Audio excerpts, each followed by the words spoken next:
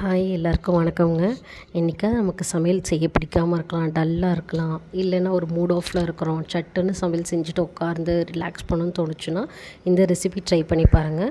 சம்பா கோதுமை ரவை உப்புமா சட்டுன்னு செஞ்சிடலாம். ஒரே ஒரு பெரிய சைஸ் ஆனியன் மட்டும் இந்த மாதிரி பொடியாக கட் பண்ணி எடுத்துக்கோங்க. ஒரு குக்கர் எடுத்து அடுப்பில் வச்சுட்டு ஒரே ஒரு டேபிள் ஸ்பூன் எண்ணெய், ஒரு டேபிள் ஸ்பூன் நெய் சேர்த்துக்கிட்டு, அரை டீஸ்பூன் கடலைப்பருப்பு, அரை டீஸ்பூன் உளுத்தம்பருப்பு நல்லா பொரிஞ்சு வந்ததும் ஒரு 1/4 டீஸ்பூன் அளவுக்கு நீங்கள் கடுகு உளுத்தம்பருப்பு போட்டுக்கலாம். அதுவும் பொரிஞ்சு வந்ததுக்கப்புறமா நெக்ஸ்ட்டு ஒரு 2 காஞ்ச மிளகு பொடி பொடியாக கட் பண்ணி கூட சேர்த்துக்கலாம். காரத்துக்கு ஏற்ற மாதிரி நீங்கள் மிளகா வந்து அட்ஜஸ்ட் பண்ணிக்கோங்க. கட் பண்ணி வச்சுருந்த ஆனியனை சேர்த்துக்கோங்க. அதுக்கு அடுத்தது நான் ஒரே ஒரு கேப்சிகம் மட்டும் சேர்த்துக்கிறேன், கருவேப்பிலை கொஞ்சமாக. எல்லாத்தையும் நல்லா சாட்டே பண்ணுங்கள். ஆனியன் கண்ணாடி பதம் வரைக்கும் வந்தால் போதும். 2 மினிட்ஸ் மட்டும் நீங்கள் வதக்கினா போதும். நல்லா இது சாட்டே பண்ணுங்கள். கொஞ்சமாக மஞ்சள் தூள், கொஞ்சமாக பெருங்காயத்தூள் போடுங்க. தேவைக்கு ஏற்ற மாதிரி உப்பு கூட அட்ஜஸ்ட் பண்ணி போட்டுட்டு நீங்கள் நல்லா சாட்டே பண்ணி எடுத்துக்கோங்க. சாட்டே பண்ணி எடுத்ததுமே அது ஜஸ்ட்டு நல்லா வதங்கணும்னு இல்லை, சாட்டே பண்ணால் போதும் ஒரு 2 மினிட்ஸ் மட்டும். நெக்ஸ்ட் இதில் வந்து நம்ம 2 கப்பு சம்பா கோதுமை ரவை வந்து சேர்த்துக்கலாம். நீங்கள் எந்த பிராண்ட் வேணால் எடுத்துக்கலாம்.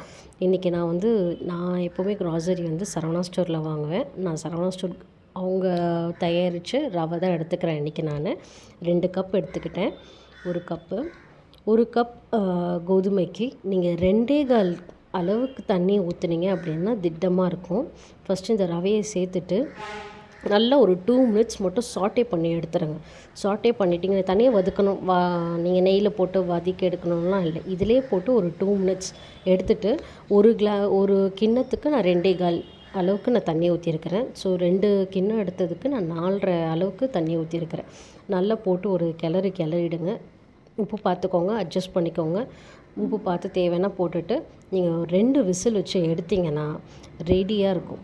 சூப்பராக இருக்கும், யம்மியாக இருக்கும். ஜஸ்ட் ஒரு வாட்டி ட்ரை பண்ணி பாருங்கள். 10 மினிட்ஸ் போதும். இதுக்கு நம்ம வதக்கி நம்ம எல்லாத்தையும் எடுக்கணும்னு அவசியம் இல்லை. சூப்பரான சம்பா கோதுமை உப்புமா ரெடி. இந்த ரெசிபி வந்து பேச்சுலர்ஸ்க்கு ரொம்ப ஈஸியாக இருக்கும். அவங்களும் ட்ரை பண்ணி பார்க்கலாம். உங்களுக்கு சைட் டிஷ் வேணும் அப்படின்னா நீங்கள் எக் பொடி மாஸ் ஆம்லேட் கூட வச்சுக்கலாம். இல்லை வேர்க்கடலை சட்னியும் நல்ல காம்பினேஷன் தான். ட்ரை பண்ணி பாருங்கள். Thank you all.